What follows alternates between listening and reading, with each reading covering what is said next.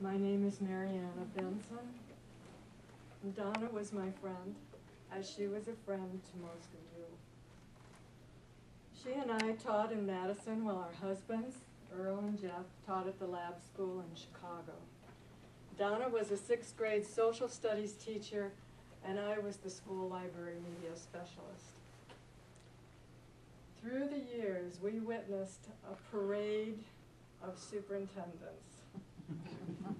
Thinking back, these incidents come to mind. A long time ago, Donna and I joined some brave faculty members picketing outside the district office. Our families marched with us while we held signs advocating higher salaries for teachers. As we look back upon that, we smiled, and we were proud that we stood up for ourselves and were able to demonstrate. Also in the early days, Donna and I were some of the Madison teachers that signed a petition, and I don't know if Rocco knew about this, but we signed a petition to move the Library and Media Center in Madison Elementary to a much needed larger space, the space that the district office was occupying. Well, silly us.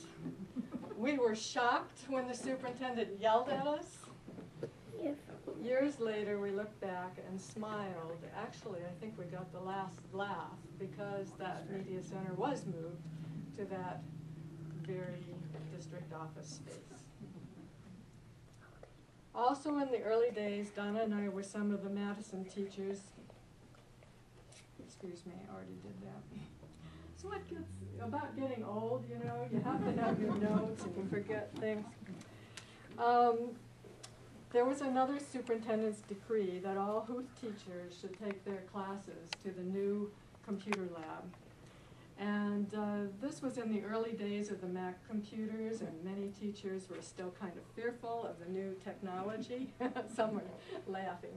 Yes, but Donna wasn't afraid. In fact, she saw this as a new tool that she could use in her teaching, and she brought her students to that computer lab, and they learned geography skills with Where in the World is Carmen Sandiego. And they also used Oregon Trail, learning the perils and hardships of the Western expansion. Well, another year, another superintendent, another rule. This time, all Huth teachers must do 2 research units a year, cooperatively with the library media specialist. Well, this was no hardship for Donna because she already incorporated research into her teaching, and she was a strong advocate of research. So every year I looked forward to Donna bringing her students into the media center so we could do some team teaching. And this gave me a first-hand glimpse at Donna as a teacher. She was a wonderful teacher. There was no nonsense in her class, yet the students really enjoyed learning from her well-planned lessons, knowing that she truly cared about each and every student. After retirement, we became closer friends. She always had a sympathetic ear, but what I enjoyed most about Donna was her sense of humor. We liked to laugh and to giggle, and even the very last time that I saw Donna, the day after her surgery, her twinkling blue eyes brought a huge smile to my face. My name is Pam Nelson, and I was a special education teacher working with Donna Bell, and there was this brand new thing called inclusion, which was very popular. And Donna said, It's running out of time. come on, Pam, you can come in my room. You can bring those kids and come in my room. Geez, I was not used to that. Nobody wanted us in their classroom. And that, to me, just describes Donna perfectly. She was always the person to, you know, the new idea, let's go for it. She was as compassionate as she was passionate about stuff. Honestly, that was my best remembrance of her. We went on outdoor education trips together, and I always roomed with Donna, which was great. And the funny part was, Donna was always the person again to say, those kids aren't being very good, but let's take them with us because they're always the good people up on outdoor ed. But it kind of backfired on us one year. So the two of us, we decided we'd go on this activity where we went out to the cemetery, and it was a long hike. We had to go way out. And along the way, a couple of those kids, those challenging kids that we took with us, one, I think, did something where they smacked somebody's mailbox or something, and these people in the town called about the bad kids on outdoor ed. And then another kid threw a stone and busted out a window on a bus, and so needless to say, by the time we got back to the campus, we were not popular. And Donna, being Donna, would be the lamb, or she could be the lion. And oh my goodness, the lion really came out that day, I can tell you. It was unbelievable. But we had so much fun on outdoor ed. We have a million stories, and Donna being, Sue, really the person who always was in favor of the underdog. That's the thing I loved about Donna the best. It was equality for everybody. And that's really how I'll always remember her. Hi, my name is Sue Kelly, and I have to follow Pam because we worked together for many, many years. When I think of Donna, the first word, as Earl said, would be sassy.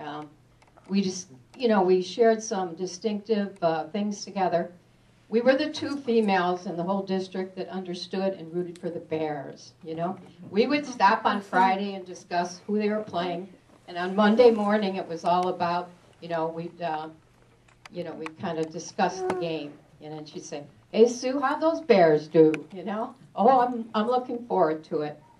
But what will I remember about Donna? A lot of things have been said that are just so true.